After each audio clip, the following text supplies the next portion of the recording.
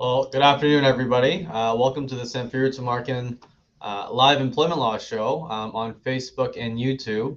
My name is Chen. I'm an employment lawyer at our firm's Vancouver office. We are live, and I will be here for the next half an hour or so to answer any and all questions to do with employment law, or maybe even disability law. If you have issues in the workplace with your boss. If you're being bullied and harassed, if you have a new employment contract that you just got presented with, if your company is doing a mass layoff, anything and everything to do with employment law, you can just put in your questions into the text box in front of you. Hopefully everybody can see and hear me, and I'll just read your questions and then try to answer them the best I can. Once again, I am here for the next 28 minutes, so I hope everybody takes advantage. So, as I'm sure most people who are most of our viewers know, we've been reading a lot about mass layoffs these days, and that's the kind of topic I wanted to start by talking about. Once again, if anybody has questions, I'll put priority to the questions. Otherwise, I just wanted to talk about these recent mass layoffs. So, I mean, everybody who's seen the news these days, we read about Hootsuite, Shopify. A lot of the big tech companies are doing. Some of them are pretty significant. I think Hootsuite was about 30% of their workforce. Most of their Vancouver office, I think, has been laid off, or they've reduced their workforce. Shopify was pretty significant. I think it was 10%. There's a few other companies, Unbounce, our article. A lot of the major tech companies are doing mass layoffs. And so if you or a friend or a family member is dealing with that situation, I think well, first of all, the first key point to remember is just because it's a mass layoff, just because the company's not doing well, doesn't mean you're not owed severance pay, right? See, we got a question here. Okay, we've got a question from Taylor. So guys, like I said, I will put priority to the questions. If you have anything, put it in the text box, and I will answer the questions as they appear. Okay, we got a question from Taylor. You're recently put on medical leave. You were away. A replacement was hired. Now that you're cleared to return, you've been given much less hours by your boss. Is this allowed? I mean, it's the short answer is probably not. The long answer is there's a lot more I need to know. Generally speaking, if you're on a medical leave anywhere in Canada, your job should be protected, right? You should be returned to your job or a similar job, right? The reason is because of the provincial human rights legislation. In BC, it's the BC Human Rights Code. And in there, it says you can't be discriminated against on the basis of your disability. Okay. So the question in your case is, the only reason that replacement was hired because you were on leave, right? It was because you have I presume you're on leave because of a medical issue, right? Which most of the time is considered a disability under the human rights legislation. I say most of the time because stuff like the flu, or if it's just transitory, it's not, if it's not, doesn't have some sort of permanence to it, it could not be a disability. But if you're on a long medical leave, then you are protected by the Human Rights Code. If you've been given less hours, that's an issue as well, right? You don't necessarily need to be fired to be discriminated against. So the Human Rights Code said any negative action any negative impact on you as a result of your disability, right, could be discrimination. And so the question in your case is the only reason you're getting less hours because you went on medical leave and because you were sick, right? My answer to you was probably not. You'd want to see what the reasons are for the company doing that. Would your hours have been less even without your medical leave, right? The fact they hired a replacement who's probably getting more hours than you now seems to it seems that it is discrimination, right? If they're giving a replacement more hours than you, right? Because the only reason you're getting less hours is because you went on the medical leave. So I guess short answer is it's probably not allowed. Um, and Taylor, if you, I mean, this is the kind of stuff I think you probably need you need to talk to a lawyer about one-on-one with, just because there's a lot of facts that do matter. Come talk to me or one of my colleagues, whichever province you're in. Go to employmentlawyer.ca. You should be able to find our contact information on there. So we've got a few more questions here. I'll just go in order in that they're appearing on my screen. We've got a question from Chirag. Sorry if I'm mispronouncing your name. You've been let go. You've been let go 2 times.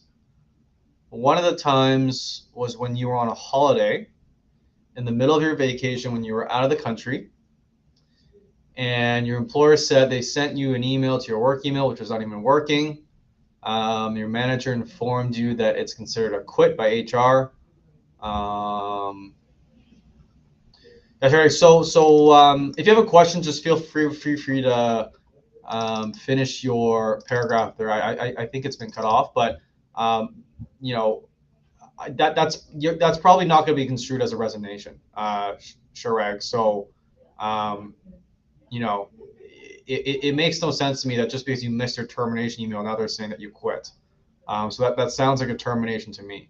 But if you have a more specific question, I know your text got cut off, so feel free to type it in and submit it again. Okay, so moving down the list of questions here, we've got a question from Estera.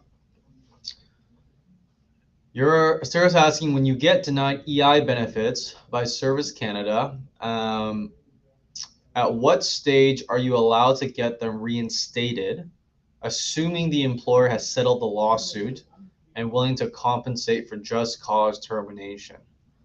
So that's a good question. So when you get denied EI, because I assume the employer put just cause in your record of employment, there's timelines you have to meet to appeal that decision, right? There's certain, I think it's 30, I actually don't remember, 30, 60, 90 days, whatever the timeline is, there should be in the letter you get from them saying, hey, there's a first step of reconsideration, and then you go to the appeal stage. So there's multiple levels of actually appeal. The settlement of your lawsuit with your employer doesn't necessarily mean you're automatically approved for EI, right? They're different parties. You have the company who you settled with, and then you have Service Canada, who's the government. And so the process you go through to get your EI benefits reinstated is different. It's helpful if the employer is willing to say to Service Canada, hey, there was no just cause, right? As a term of settlement, you could say the company has to tell the government that they don't think it was just cause. I don't know, something along those lines. But it's a hard question because at what stage are you allowed to get it reinstated? You have to go through the process with Service Canada of challenging their denial. The lawsuit settling doesn't really, it could help, but most of the times it doesn't affect where you are in that process. So hopefully that made sense, Esther. I mean, and feel free to put in a follow-up question if you'd like. Excuse me. Okay, we've got the next question from Janice. Janice is asking about employment contracts. Okay, so your question, if a contract changes, like time of work, location, holidays, and salary, does the initial contract that was signed back in 2016 still apply? If it does not state, changes still apply on the first contract. So Janice, could you clarify your question, your situation?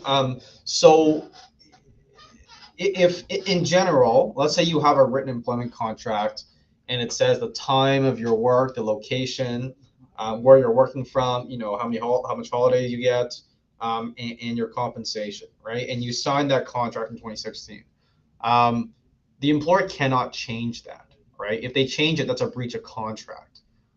If they change it, depending on the degree of how much they change each term of your contract, you can treat that contract as, it's called a constructive dismissal or a repudiation, and you can claim for severance pay, right? It's called the cause of action. It's called a constructive dismissal.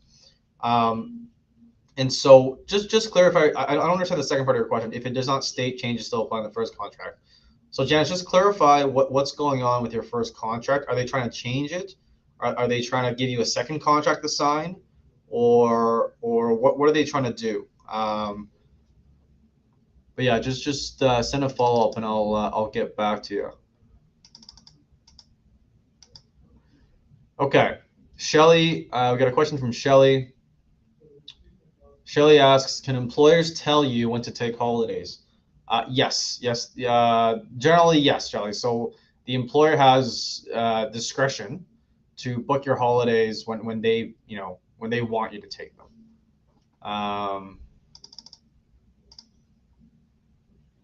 It depends, and Shelly, it depends on the province. That is the case in BC, and I'm pretty sure Ontario as well. Okay, so we've got a question from J. Marie. J. Marie says, you've been put on a PIP, you disagree with it, you've been facing medical issues that have not been accommodated, you were even advised to quit, you've given 4 weeks notice of resignation. Did I do the right thing? I have 4 weeks because I will be put in the country in 2 weeks and can't seek a leave advice till I come back. No, so it's hard to say if you've done the right thing. I think that sounds like there's a discrimination issue there on the basis of these medical issues, right?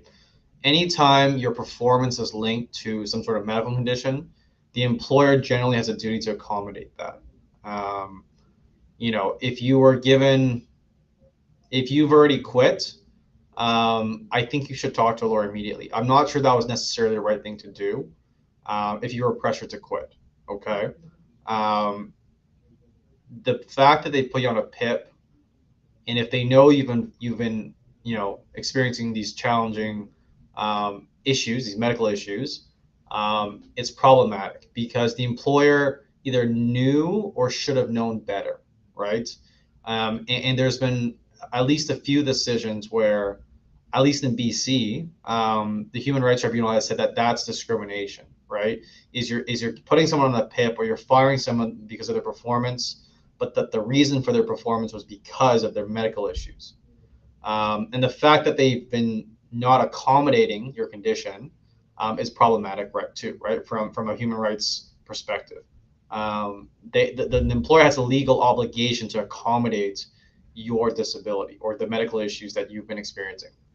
And so the fact that they've pressured you to quit is also problematic. They shouldn't be doing that. They should be accommodating you. If you've quit, if you've given 4 weeks notice, I would reach out to, if you're in BC, reach out to me as soon as you can, or talk to another lawyer.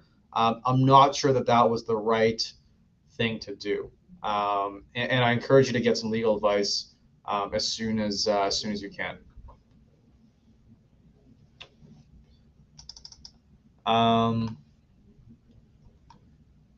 Got a follow up from Shirag. You're saying, Shirag, let me just go to your first part of your question. Second time when you raise an issue with HR, they let you go again. Yeah, Shirag, I think I think your question is about whether, because they were alleging that you quit, right? I don't think it's a resignation, Shirag. I think you still be entitled to severance pay. If you're non-unionized and they let you go in a situation like that, you're going to be entitled to severance. I think, talk to a lawyer about it, especially if they haven't given you any severance pay, right? I don't know what their defense is. If they're saying you quit, it doesn't sound like you quit to me, right? It just sounds like they terminated you. You didn't get an email because you were on vacation. Okay, we got some follow-up questions here. We got one from Janice. So Janice, I think you're just following up on your first question. You're still there. The changes are okay. Just asking to re-severance if let go.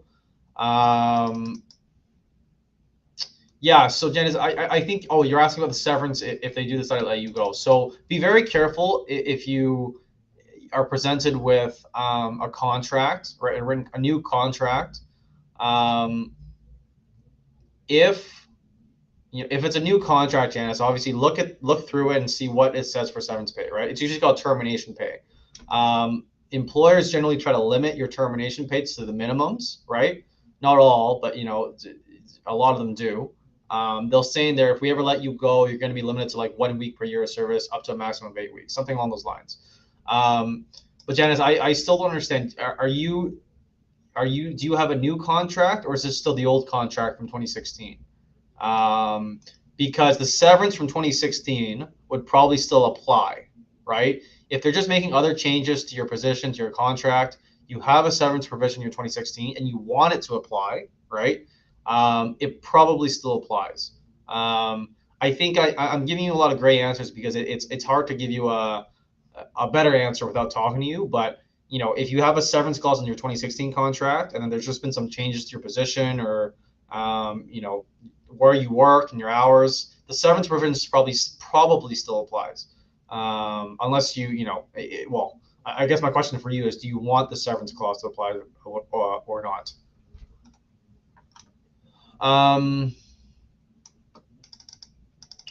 Okay, I got a follow-up. Got a few follow-ups here. One's from Estera.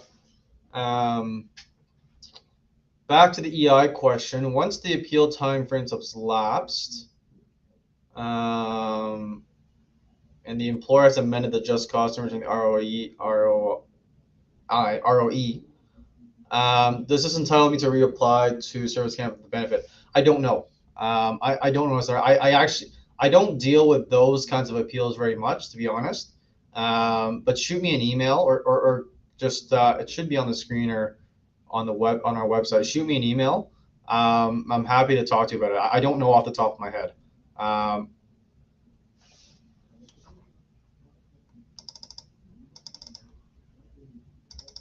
Okay, we've got a few more follow-up questions here.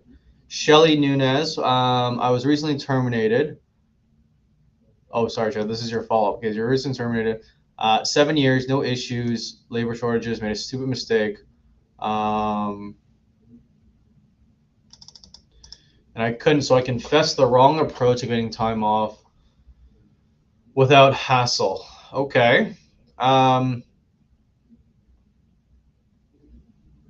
So I guess your question is that oh, so you got to follow up. I knew the company wouldn't want to approve my time off. They don't want to pay OT. Yeah, so like that's I assume they let you go for cause for doing that. Can you clarify? I mean, Shelly, if the question is whether that's cause or not, it depends on a lot of different factors, right? Your years of service, for one, you've been there, your disciplinary history. It's probably, in my view, if that's all you did, it probably deserves a warning, right? A written warning or something. I'm not sure that arises to the level of just cause. So if that's your question, I mean, that's my kind of, I guess, general answer without knowing more about your situation. So, and the fact that you confessed also helps your case, right? So I think if that's all there is, come talk to me if you're in BC or one of my colleagues. But if they didn't offer you any severance rate because it was cause, I think it's worth having a consult about, because to me, that's obviously a mistake, right? And then when asked, you confessed. So it doesn't seem to me that it would necessarily arise to the level of just cause. Okay, got another follow-up from Estera. Is it even possible to ask the employer to pay out the EI benefit as part of the? Yeah, I mean, Esther, anything's possible. I mean, I don't think the employer will necessarily do. I mean, listen, I don't know. It depends on the company. Depends on the the parties involved. Anything's possible in a settlement. I'm not sure that the employer will want to be on the hook for that, to pay extra, right? Because you didn't get EI. Keep in mind that if you get severance, any EI you got for a certain period of time will have to be paid back, right? The EI really, well, I don't want to get into the weeds of it, but the EI really serves as a buffer if you get severance, your EI period might get extended past when it was originally supposed to end. And so the short answer is yes, it's possible, but if the settlement's already been done, then obviously you can't go back on it.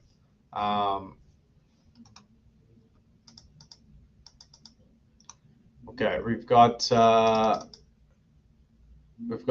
follow-ups from Shelly. Yes, they say cause. Okay, history clean file seems harsh to me. Nothing, but yeah, Shelly. I look. My view is, I think you have a case. I would say, if you're in BC, let's talk in more confidential, private context, one-on-one. I'd like to know more about your case. But to me, 7 years of clean disciplinary history, you made a mistake, right? You can't deny that, but you confessed to it. Maybe it was worth a written warning. I just think that letting you go for cause is a bit harsh, to use your word. So yeah, come talk to me, Shelly, or talk to one of my colleagues if you're in another province. Okay. Okay, so we've got. I think that's it for the. Oh no, we got one more here. We got a question from Veronica. If you've accepted a severance package initially, can you go back and fight for more? So generally, no,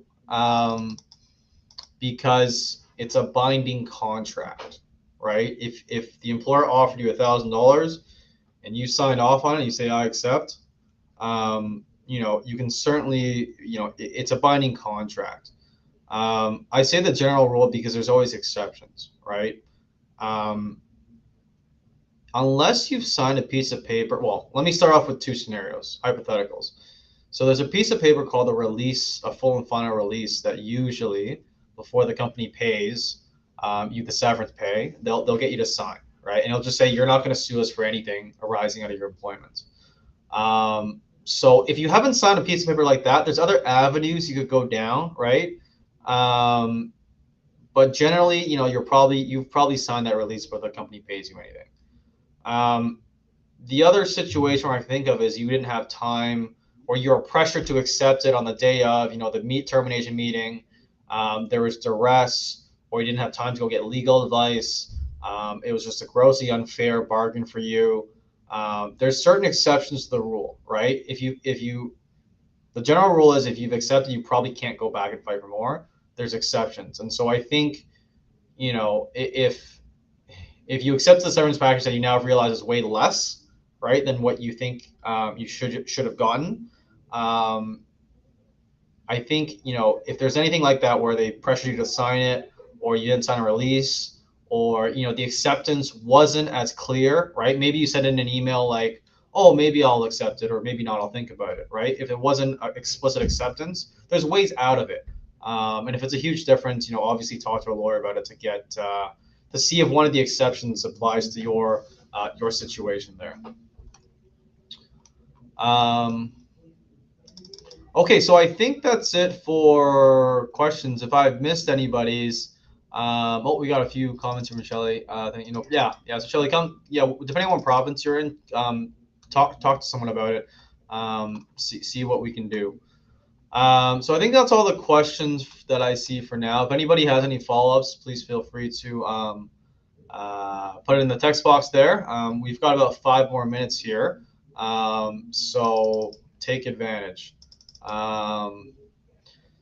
So yeah, I think back to my original. We got more questions. Okay, so we got a question from Helen. Shelly, you say you're in BC. Okay, good. Yeah, come talk to me, Shelly. My information is just, if you go to employmentlawyer.ca, it should be on the screen there. But yeah, shoot me an email. Okay, so Helen's follow-up question: the PIP does not align with the company's performance policy. The real reason was retaliation. You're dismissed without cause. How much is the probability to win if I sue for wrongful dismissal for bad faith? So Helen, you're gonna have to bear with me. I think no, this is not a follow up. This is a new question. Sorry. Um, so if you, I mean, the retaliation. Let's talk about retaliation first. Um, I'm going to need more detail on retaliation, but is it because you reported bullying and harassment in the workplace? Is it because you're a whistleblower? Something unethical is happening at work. Um, what did you do that caused retaliation? Okay. Um, so to prove that retaliation, we're going to need evidence, right? And so, depending on what it was, there's different proceedings, right? There's work safe, right? There's the work safe prohibited action, right? That's a proceeding. Wrongful dismissal is another one you've named. There's retaliation, protection against retaliation under the Human Rights Code. So I probably need more details about what you did and what evidence of retaliation there is. The probability to win if you sue for wrongful dismissal or bad faith, it's hard to say because I don't know much about your case. If you were dismissed without cause, that means their legal position is they're not saying that, um, you know, they're not saying that whatever you did was so bad that it gave them cause, right? They're saying that, for whatever reason, we're letting you go. Here's the severance package. If you've been with a company 30 years and they gave you a month of severance, that's a wrongful dismissal probably, right? So you're probably to win it's pretty high. If you're the bad faith, you have to prove dishonesty, right? Or something how the employer acted dishonestly, right? One of the reasons for bad faith in your case would be they lied to you, right? They said without cause, but the real reason was because you reported, I see you're saying reported bullying to the ethical officer, right? So Helen, just keep in mind, wrongful dismissal is not your only avenue. There's something called a prohibited action complaint in BC, at least. There's similar legislation in other provinces. So if the reason that you're being let go is because you reported bullying and harassment in the workplace, that constitutes retaliation. And if you file a complaint with WorkSafe, you can get compensation through that route. There's a chance you could actually get reinstated to your job I say there's a chance, it doesn't always happen. But there's certainly, especially when it comes to do with bullying and harassment in the workplace, if you report it and you suffer consequences, there's quite a few different paths you could go down, right? Depends on your situation and what you want out of the process. So it sounds to me like, we've got to look at the evidence you have, right? And what the timing of events were in your case.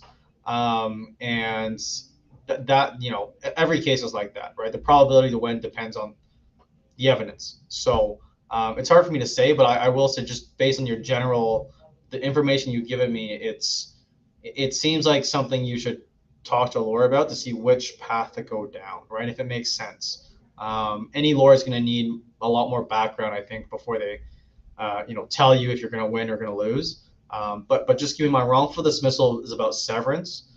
Bad faith, you have to prove some sort of dishonesty. And then the third one I talked about, prohibited action, you're going to have to prove the reason that they let you go was because of you reporting that bullying and harassment.